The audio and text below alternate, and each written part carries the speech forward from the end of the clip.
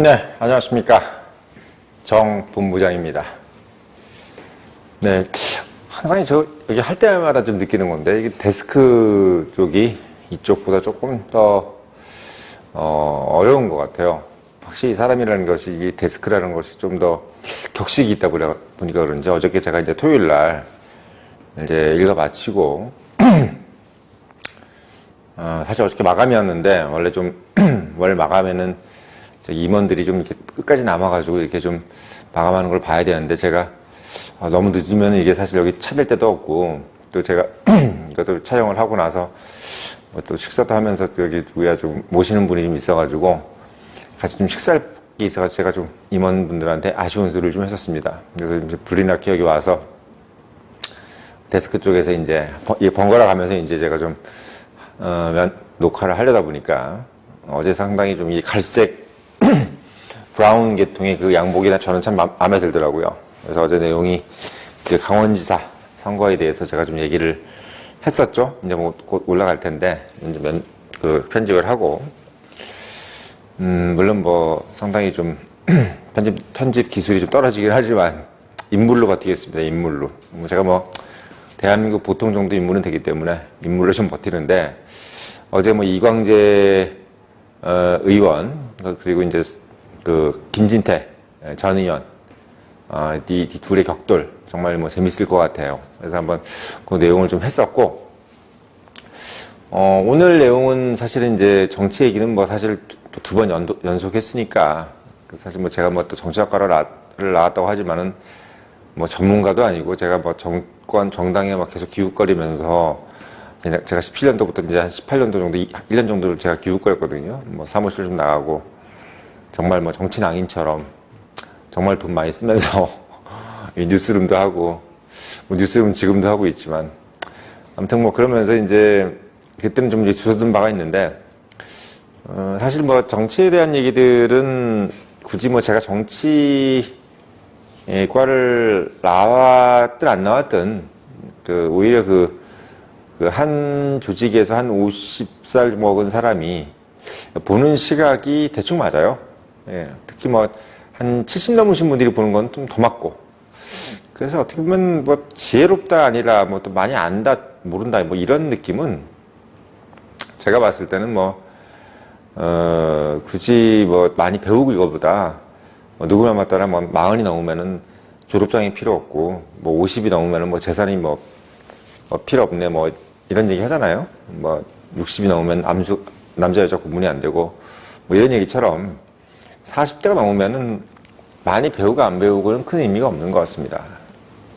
그래서 제가 이제 그런 얘기를 좀 했는데 항상 우리 젊은 청년들한테 말씀을 드리고 싶은 거는 제가 이야기하는 이런 포인트라든지 이런 어떤 형식이라든지 이런 것들을 좀 보시면서 여러분들께서 이제 기성세대에 대한 이해를 좀 하고 그리고 또 그들이 어떤 포인트로 이야기를 하는지를 좀 그런 부분들을 제가 좀 말씀을 드리려고 하는 부분이 커요. 그러니까 여러분들께서 그런 걸 좀 유심히 봐주셨으면 좋겠다. 뭐 아시겠지만 제가 말씀드린 내용들은 뭐 KBS라든지 MBC라든지 별 종편이라든지 다 나오는 얘기들이잖아요. 뭐 네이버에 다 나오고 또 사실은 요즘 유튜버에 워낙 뭐 좋으신 분들이 많이 나오기 때문에 제가 뭐 유달리 똑똑하다 이런 느낌으로 말씀을 드리는 건 아니라는 거를 말씀을 좀 드립니다. 제가 앞에 뭐 이렇게 총도 갖다 놓고 제가 요즘 옛날에 이거 한 30대 후반에 동네에 문방구 술 먹으면 가서 이렇게 아저씨하고 친해가지고 하나씩 한 자루씩 샀는데 한 2, 3만 원짜리 하나 샀는데 이게 참 모양이 멋있어요. 멋있는데 제가 이거 갖다 놓은 이유가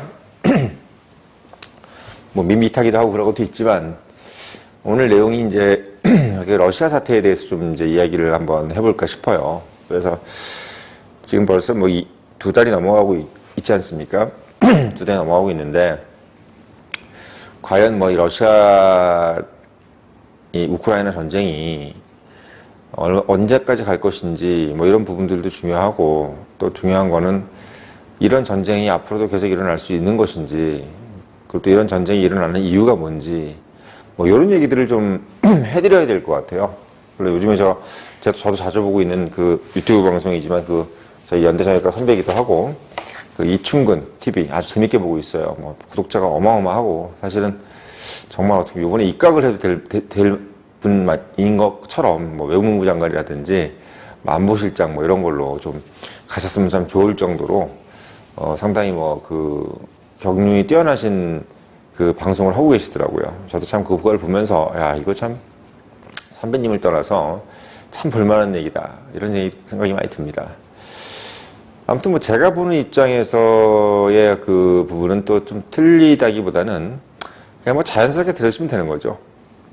일단 뭐 저도 이제 그 예전 국제정치학을 살짝 뭐 이기택 교수라든지 또는 뭐 김기정 교수님이라든지 뭐 요번에 그 김기정 교수님 같은 경우는 문재인 정부 시절 초반에 그 안보실장까지 물망에 올랐던 분이잖아요. 그래서 이제 사실 뭐 소위 얘기해서 문정인 그 라인 뭐 이런 개념인데 아무튼 저도 이제 그런 분들한테 이야기를 좀 들으면서 하여튼 기억이 좀 나는데 이제 보니까 이제 나이가 한 50이 돼서 보니까 러시아가 이제 우크라이나를 침공한 것이 사실 뭐 예전에 소련이 뭐 한국을 침공한 것 같은 거나 또 좀 더 옛날로는 일본이 뭐 한반도와 만주를 병합한 거나 이게 뭐가 별 다르겠습니까?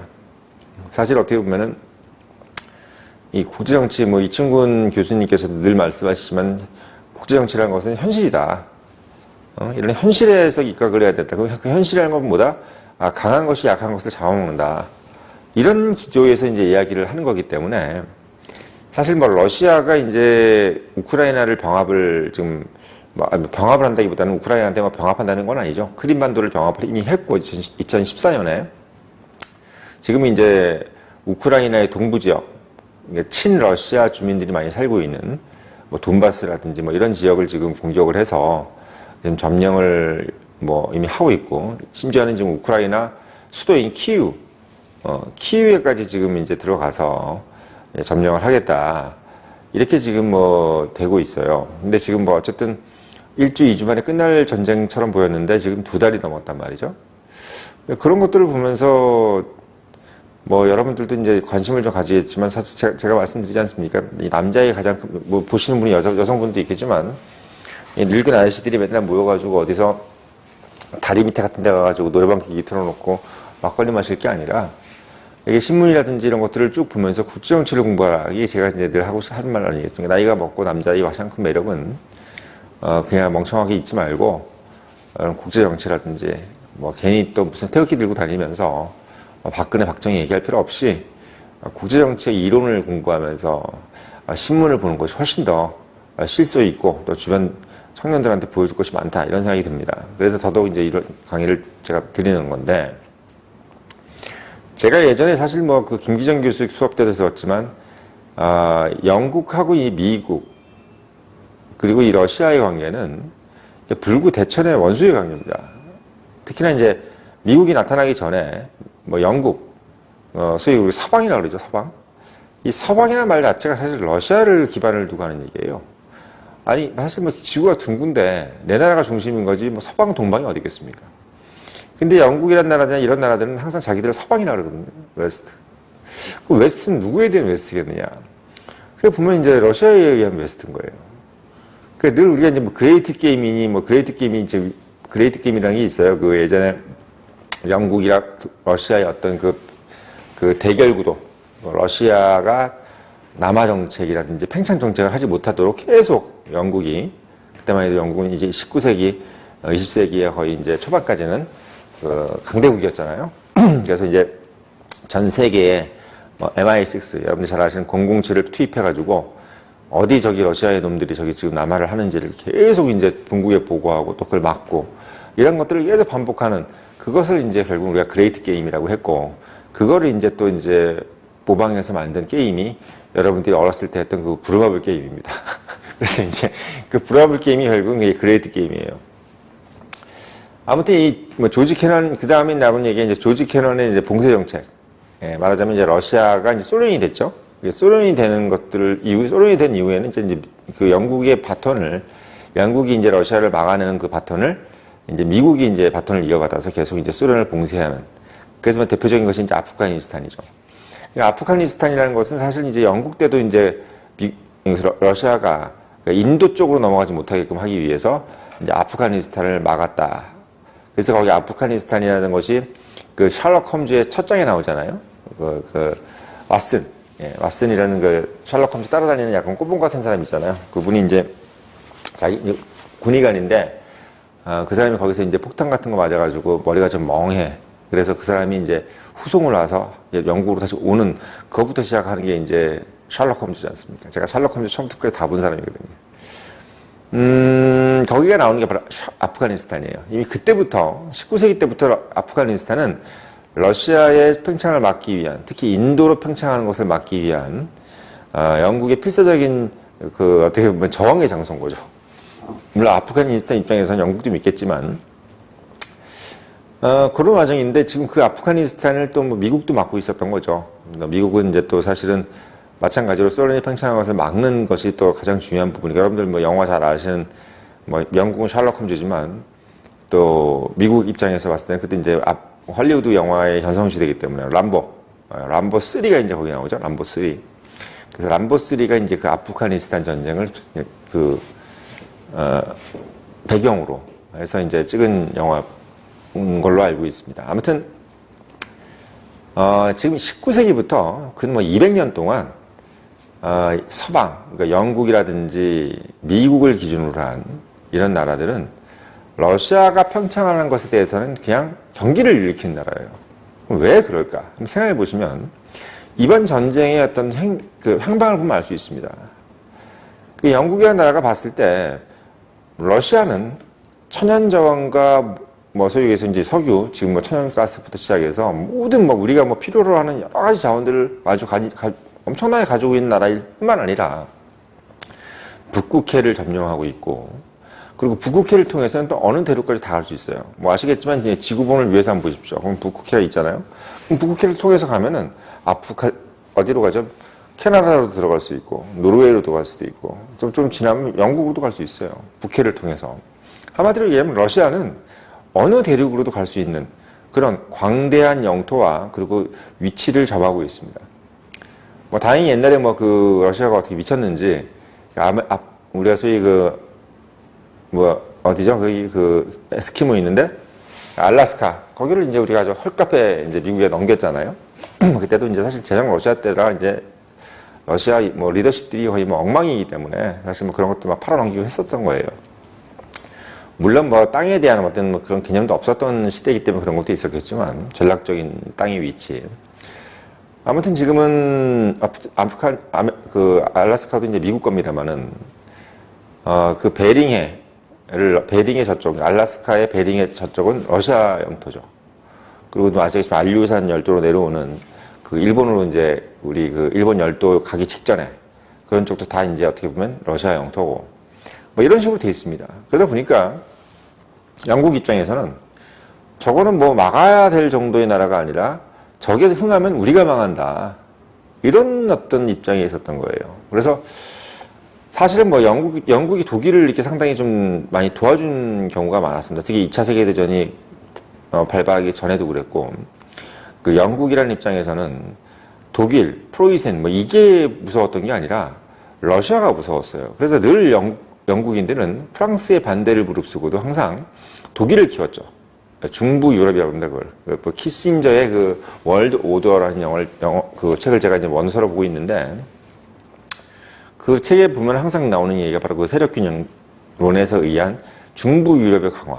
이게 이제 어떻게 보면 서방, 미국이라든지 영국이라는 나라가 이 세계 질서를 유지하기 위해서 가장 중요시 여기는 부분 중에 하나라는 거죠. 그 방법, 즉 말하자면 독일을 강화시켜서 러시아를 막아낸다. 왜? 러시아는 불곰인데 독일은 뭡니까? 이 울프잖아요.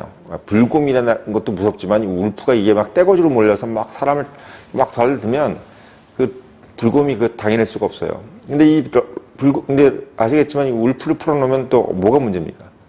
이게 뭐 닭이나 이런 것들이 이제 다 잡아먹는 거죠.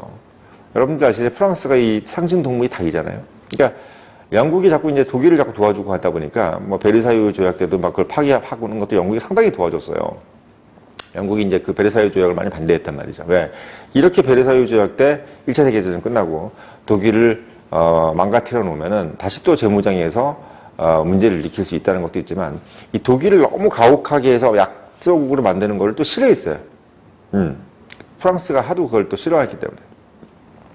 프랑스가 이제 독일을 싫어하는 거기 때문에 또 이게 너무 하긴 하는데 독일을 너무 또 약화시켜 놓으면 러시아가 넘어오기 때문에. 그래서 이 유럽 정치는 세력균형의 정치라는 것이 맞아요. 근데 그 세력균형의 핵심 목적이 뭐냐? 바로 러시아의 팽창의 방어입니다. 그럼 러시아도 팽창 또 방어해야 되고 독일도 어정쩡하게 유지를 해줘야 되고 뭐 프랑스도 너무 강대국이 안 되게 프랑스도 또 강대국이 되니까 또 나폴레옹 치하에는 전 유럽을 다 패권을 판도를 다 뒤집어 엎었지 않습니까? 그러니까 뭐 독일이 잘 나갈 때는 히틀러가 또 전 세계를 또 전 유럽을 또 석권을 했고 이런 상황이란 말이죠. 이런 어떤 사고를 치게 되는 가장 큰 이유, 뭐 히틀러를 막 도와준 이유도 러시아 때문인데 얘네들이 막 미쳐가지고 전 세계 전 유럽을 다 석권하고 또 나폴레옹도 마찬가지로 어쨌든 이건 뭐 영국이 도와준 입장은 아니지만 어쨌든 이 세력 균형이 흐트러지면서 그러니까 그때는 또 영국이 또 오스트리아를 상당히 좀 이렇게 고깝게 보고 있었던 거죠. 오스트리아가 너무 강해지면 또 안 되니까 오스트리아하고 또 그 대척 관계에 있는 프랑스 뭐 이런 부분들을 약간 좀 더 키워주다 보니까 또 프랑스가 너무 커버린 거죠. 뭐 이런 식으로 지금 이야기가 되고 있었습니다. 아무튼 결론은 뭐냐면 이 두 나라 또 재밌는 게 프랑스나 독일도 커져서 또 어딜 또 침공을 제일 먼저 하느냐.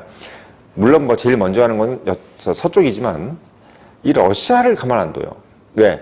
러시아에는 수많은 자원들이 있고 또 그 땅이 또 좀 넘습니까? 근데 이 땅이 넓으니까 좀 가지고 싶은 거지 뭐 나눠 가지고 싶은 것도 있고. 그래서 아무튼 그런 와중이기 때문에 제 말씀을 들으면 좀 이해가 되실 거예요. 뭐냐면 러시아 입장에서 반대로 왔을 때는 이 나라들이 계속 뭐 강성만 하면 강대국만 되면 자꾸 자기 나라를 쳐들어오고 또 러시아 동쪽 이 소위에서 이제 러시아 입장에서는 저쪽이 이제 동쪽이죠. 서쪽이죠. 서부 전선으로 러시아의 서부 전선으로 봤을 때는 이게 다 산이 없어요. 산은 우랄 산맥밖에 없죠. 그러니까 우랄 산맥 왼쪽으로는 다 평원이야. 한마디로 얘기하면 그냥 탱크 가지고 밀고 들어오면 그냥 계속 한 방에 밀고 들어올 수 있는 게 바로 러시아의 서쪽입니다. 우랄 산맥의 서쪽이죠. 이 동쪽으로는 이제 어떻게 보면은 우리가 알고 있는 아시아 쪽이 되는 거죠. 그래서 이제 러시아도 늘 겁을 내는 거죠. 뭐 우리가 보기에는 막 소련이 무시무시하고 푸틴이 뭐 지금 통치하고 있는 러시아가 무시무시한 것 같지만 그들 입장에서 봤을 때는 또 독일이나 프랑스, 영국이 무서운 거예요. 실제로 지금 상황이 어떤 상황이냐면 예전에 그래도 소련이 뭐 루마니아니 뭐 헝가리니 폴란드니 이런 나라들이 다 이제 위성 국가였기 때문에 어느 정도 이제 방파제 역할을 해줬던 나라들인데 지금 그 나라들이 다 그 나토 북대서양 조약기구 소위 얘기해서 러시아를 가상 적국으로 한 그 군사 협력 기구에 다 가입을 해버렸어요. 심지어는 지금 뭐 스웨덴이라든지 노르웨이까지 지금 가입을 한다고 그러지 않습니까? 이렇게 돼버리니까 지금도 핀란드까지 가입을 하려고 하고 있어요. 이러다 보니까 남은 것은 이제 우크라이나인 거죠. 그래서 이제 우크라이나가 나토에 가입을 한 해 만에 그런 얘기를 하니까 지금 이제 러시아 입장에서는 똥줄이 타는 겁니다. 근데 이게 이제 기회가 온 것이 뭐냐면 그동안은 사실 이게 석유 값이 절었어요. 막 20달러, 30달러 이렇단 말이죠. 그러니까 석유 시컨 팔아봐야 남는 게 별로 없는 거야. 그러니까 근근히 먹고 살고 이랬는데 이게 뭐 석유 값이 100달러가 넘고 막 이러니까 푸틴 입장에서는 지금이 기회라고 생각하는 거죠. 일단 전쟁 돈이 있어야 하는 거기 때문에. 막 그런 와중이기 때문에 지금 어떻게 보면 뭐 이제 와서 전쟁을 일으킨 거냐가 아니라 지금 전쟁을 일으키지 않으면 도저히 앞으로 일으킬 시간이 없고 우크라이나가 결국 나토에 가입을 할 수밖에 없는 상황을 우리가 그냥 손을 빨면서 보고 있을 수밖에 없다고 생각한 것이 바로 푸틴의 계산인 겁니다. 제가 봤을 때 러시아도 불쌍해요. 왜 특히 천연가스라든지 석유 빼고는 뭐 특별히 생산하는 것도 없는데 그게 지금 그나마도 100달러, 120달러 하니까 자기들 입장에서는 이게 얼마나 지금 호재라고 생각하겠습니까? 좀 그런 입장이기 때문에 제가 봤을 때는 지금은 러시아 입장에서는 유일하게 남은 나토 가입국을 막을 수 있는 우크라이나. 그럼 또 아시겠지만 이 우크라이나 나라가 진짜 러시아인이에요. 말하자면 우리가 지금 러시아는 우크라이나에 살던 사람이 러시아로 간 거고 우리가 뭐 본토라고 그러지 않습니까? 본토. 한민족의 본토도 뭐 사실은 뭐 남방이 아니라 약간 북방 쪽에 있는 거잖아요. 그래서 북방에 있던 뭐 고구려 쪽, 뭐 옥전이 뭐 이런 나라에서 이제 밑으로 내려온 것인 것처럼 북방민족이잖아요. 그런 것처럼 이제 러시아도 모스크바 여기 있는 애들이 이제 러시아가 아니라 우크라이나에 있던 사람들이 러시아로 간 겁니다. 그러니까 우크라이나가 진짜 러시아예요. 러시아 민족 슬라브로 보면. 그런 입장이기 때문에 말이 당연히 똑같겠죠. 우크라이나어가 있긴 하겠지만 많이 달라졌다긴 합니다. 그래서 러시아하고 우크라이나 따로인데 민족이 같아요. 이런 입장이기 때문에. 근데 재밌는 건 이제 우크라이나는 또 이제 러시아하고 상당히 좀 약간 혐오 관계에 있습니다. 이유는 뭐냐면 우크라이나는 기본적으로 이 소련 연방을 싫어했던 나라예요. 왜? 소련 연방에 대한 아픈 추억이 있어요. 소련 연방이 되면서 우크라이나가 사실 곡창지대예요. 앞에 막 어마어마한 밀을 하고 생산을 하고 있기 때문에 거기에 나오는 그 곡창이 뭐 자기 나라가 길러 자기가 먹으면 사실 뭐 남아 돌아요. 근데 소련 때 이제 소련 연방 때 그걸 다 뺏겼어요. 그러니까 자기들 아사자도 상당히 많이 생기고 그래서 이제 공산주의에 대한 별로 안 좋은 기억이 있어요. 집단 농장이나 이런 것들. 그러니까 자기가 생산한 걸 자기가 먹지 못한 걸 상당히 힘들어했던 그런 추억이 있기 때문에 뭐 소련 공산당 이런 걸 되게 싫어하는 게 이제 우크라이나입니다. 우리나라로 따지면 남한이죠, 남한. 남한이 뭐 공산주의가 와가지고 뭐 죽창으로 사람들 죽이고 이런 기억들처럼 우크라이나 러시아에 대한 별 좋은 이 기억이 없어요. 그렇기 때문에 지금 이게 전쟁이 오래 가고 있는 겁니다. 왜? 국민들이 어떻게 보면 그거에 대해서 이미 상당히 엔티적인 마음을 가지고 있기 때문인 거죠. 이런 상황이기 때문에 러시아 입장에서는 지금 나토라는 어떤 그 군사기구가 예전엔 다 위성국가였던 자기한테 우호적인 국가들이 다 나토에 가입을 해버리니까 얼마나 불안하겠습니까? 특히나 뭐 전통적으로 자기 나라를 좋아했던 나라들도 아니고 프랑스나 독일이니 뭐 다 한 번씩 자기들 잡아먹으려고 알프스까지 넘은 애들이잖아요. 뭐 나폴레옹도 결국은 러시아까지 쳐들어갔고 히틀러는 뭐 아예 그냥 뭐 100만, 200만을 데려갔잖아요. 죽이려고. 그것도 뭐 슬라브라 그래가지고 거의 뭐 유태인 정도의 민족 등급이라고 아예 얘기를 해가지고 거의 처음부터 노예로 쓸 생각이었다고 그러더라고요. 그러니까 러시아 입장에서는 이게 뭐 무서운 거예요. 안보에 상당히 위협을 느끼는 거죠. 근데 또 반대 입장에서는 또 저쪽이 또 불안한 거고 이런 입장입니다. 그래서 둘은 서로 이제 제가 봤을 때는 신뢰관계를 구축하기가 상당히 힘들고 이런 와중에 이제 결국은 유가가 120달러 넘어가면서 푸틴은 지금밖에 기회가 없다. 지금 못 치면 우크라이나는 결국은 나토에 가입할 것이고 우리는 결국은 맨살을 드러낼 수밖에 없는 이게 뭐 결국은 접경을 하게 되는 거죠. 완전히 이게 서방 국가고 이런 상황이 오게 되는 것이 결국은 이제 러시아입니다. 그래서 이제 러시아 전쟁, 우크라이나 전쟁은 엄밀히 따지면은 러시아의 침략 전쟁 같지만 속 내부로 들여다보면 러시아 스스로에 대한 스스로의 발광이에요. 이렇게 안 하면 죽는다고 생각하는 거죠. 이런 입장이기 때문에 러시아 입장도 이해는 돼요. 지금 중국도 마찬가지입니다. 러시아와 중국이 비슷하게 지금 가고 있는 이유가 뭐냐면 중국에는 미국이 러시아 정도가 아니라 아예 그냥 죽이려고 덤벼들고 있어요. 미국이. 미국의 나라가 중국을 주적으로 생각하고 있단 말이죠. 왜? 어차피 이게 패권을 다툴 국가라고 생각이라는 것도 들고 또 중국의 나라가 어쨌든 이게 러시아하고 틀리게 뭐 석유만 팔고 이런 나라가 아니라 상당히 저임금으로 여러 가지 전자기기들, 반도체라든지 이런 것들을 지금 만들 수 있는, 생산할 수 있는 그런 능력이 되는 나라이기 때문에 그러니까 산업적 경제국까지 되는 거죠. 군사경제국 물론이거냐. 뭐 인구는 몇 배 많고 이런 나라이기 때문에 사실은 미국 입장에서는 중국은 러시아보다 훨씬 더 큰 주적입니다. 이 두 나라, 러시아나 중국은 둘 다 이제 사실 상당히 그 안보의 위협을 느끼고 있는 상태였는데 이때도 말이 많았죠. 왜 러시아를 너무 갈구지 말아라. 미국 내부의 이제 외교 전문가들도 왜 우리가 이제 중국이 주적인데 이렇게 돼버리면 러시아하고 중국이 이게 힘을 합해버리면 이게 두 개의 적을 상대를 해야 되는데 러시아가 그냥 우크라이나를 먹게 놔두고 그냥 중국에 집중하자. 원래 이런 주의였는데 이 바이든이라는 이 나라가 재미있는 나라가 뭐냐면 민주당이라는 나라가 또 어떤 나라입니까? 이게 독재 싫어하고 뭐 침략 이런 거 되게 싫어하는 나라죠. 예. 그리고 국가 이익도 중요하지만 명분을 중요시 여기는 게 대한민국도 그렇고 이 미국도 그렇고 민주당이라는 어떤 당의 또 특성입니다. 한마디로 얘기하면 뭐 민주주의가 침해됐다 이거죠.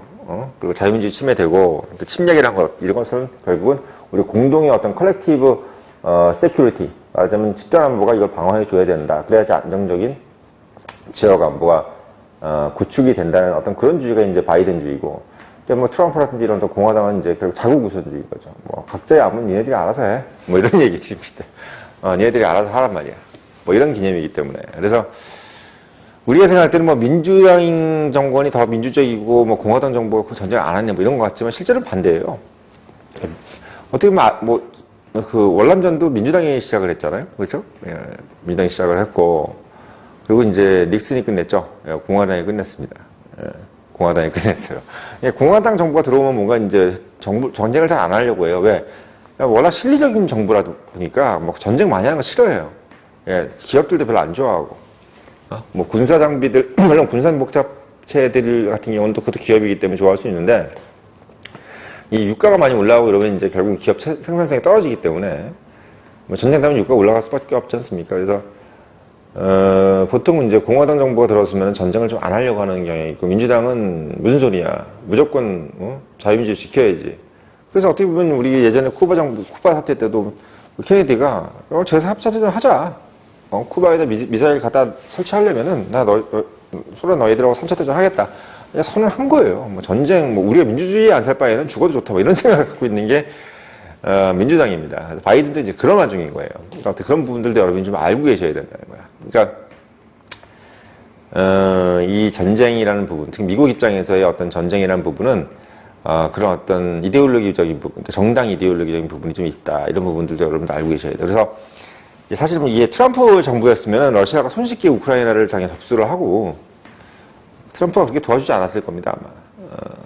유럽 정치 니네들이 알아서 해. 뭐 이런 분위기로 돼 있을 거고 그렇게 됐으면 독일이라든지 프랑스가 사실 눈치 봤을 거예요. 왜? 가스관을 막을 거기 때문에 러시아가 결국은 프랑스, 독일이 주춤주춤했겠죠. 근데 지금 뭐 바이든이 뭐 프랑스로 러시아로 가는 가스 자기들이 다 되겠다 그러고 지금 뭐 돈 막 몇 억 불씩 지금 뭐 갖다 바치고, 우크라이나에다가 그러고 지금 몇 조짜리 지금 무기를 계속 갖다 주니까, 뭐 아시겠지만 이제 2차 세계대전 때도 결국은 민주당이었잖아요. 프랭클린 루즈벨트가, 무제한으로 무기를 지원을 했죠. 이런 부분처럼, 결국 지금 똑같은 상황이 벌어지고 있는 거예요. 그래서, 제가 봤을 때는 지금 이제 우크라이나가, 미국 정부가 이제 바이든인 것 때문에 상당히 지금 호재를 만난 거고, 우크라이나 입장에서는. 특히나 이제 우크라이나 통치자들 입장에서는 상당히 지금 뭐, 해피한 전쟁을 치르게 됩니다. 이렇게 무기가 계속 들어오는 마당이면 우리 6.25 때랑 똑같아요. 장기전으로 가면은 무기 많이 받는 쪽이 이기는 겁니다. 지원 많이 받는 쪽이 이기는 거예요. 우리 16개국가가 우리나라에 6.25 때 왔잖아요. 그리고 이제 많은 무기들이 왔고, 이러면 뭐 장기전으로 가면 그냥 물자가 많이 받는 사람이 이기는 거예요. 왜냐면 싸우는 사람 입장에서는 이 공격하는 사람이 힘들어요, 더. 방어하는 사람 입장에서. 방어하는 사람은 죽기 살기거든요. 왜 죽기 살기냐면, 남의 동네에 있던 애들이 우리 동네로 와가지고 지금 다 부시고 있는데 눈이 돌지 않겠어요? 눈이 빨간 상태인데 남의 동네에 들어간 입장에서 봤을 땐 불안한 거예요. 익숙하지도 않고 남의 동네에 들어갔다는 명분도 없고 양심도 찔리고 솔직히. 이런 와중이기 때문에 뭔가, 전쟁의 어떤 사기가 떨어지게 돼 있어요. 그래서 어떻게 보면 일본 같은 나라는 뭐 중국에 쳐들어가서 막 난징이네 뭐네 해서 막 사람들 엄청나게 죽이고 한 것도 반작용이에요. 자기 어떤 양심에 찔리는 거에 대한 반작용. 더 학살을 하는 거죠. 그러니까 지금 러시아가 지금 막 들어가서 학살하고 있는 것도 자기들이 명분이 없는 것을 이제 느끼는 겁니다. 그래서 여러분들께서 이 러시아 우크라이나 전쟁을 이렇게 생각하시면 돼요. 이거 사실 장기적으로 가는 것은 미국한테 유리한 겁니다. 그리고 우크라이나한테도 유리해요. 이 장기전으로 가면 갈수록 힘든 건 러시아입니다. 어쨌든 간에 전쟁이 없었으면 그냥 고스란히 자기들이 벌 돈을 다시 갖다 붓고 있는 것도 물론이거니와 이번엔 이렇게 해서 장기전으로 됐다는 것만으로도 러시아의 군사력이 상당히 지금 평가절하되기 위기에 있어요. 이걸 보고 나면 나중에는 러시아는 별거 아니구나 이런 식으로 돼 있기 때문에 앞으로 러시아가 또 군사비에 엄청나게 돈을 써야 될 상황이 또 오게 되는 거죠. 이런 입장이기 때문에 지금은 러시아 입장에서는 장기전으로 되어가면 갈수록 전쟁에서 진다고 졌다는 느낌으로 지금 인식이 바뀔 거고 그러다 진짜 지면 개망신을 당하는 겁니다. 이게 이제 어떻게 보면은 탈출구가 없는 러시아의 지금 상황인 거고 여기에 뭐 핵무기 쓴다 뭐 이런 얘기 하는데 핵무기라는 것은 지금까지 나가사키 핵무기 이후로 그러니까 히로시마가 먼저 터뜨렸고 두 번째가 나가사키였죠. 그러니까 나가사키 핵무기 이후로 어떤 국가도 핵무기 써본 적이 없기 때문에 핵무기를 썼을 때 어떻게 될 것인가는 그때 가서 보겠습니다. 왜냐하면 지금 2차 세계대전인 것은 세계대전인 거고 지금 이것은 국가 대 국가의 국지전, 어쨌든 국지전이에요. 근데 국지전에서 핵무기를 썼다는 것은 또 다른 국제정치학적 이론이 나올 수가 있는 상황인 거죠. 국지전에서 핵무기가 사용됐다는 것은 남한한테도 상당히 큰 샘플이 될 수 있고 각 국가 간 전쟁에서 핵무기가 쓸 수도 있다는 것에 대한 어떤 이론이 성립이 되는 거기 때문에 만약에 러시아가 우크라이나에 핵무기를 사용하는 순간 상당히 또 다른 변수, 전쟁 이론의 또 다른 변수가 이제 등장하게 되는 겁니다. 그래서 이 부분은 뭐 좋다, 옳다, 그르다의 문제가 아니라 국정치자 이론의 또 다른 어떤 하나의 변수가 생기는 것.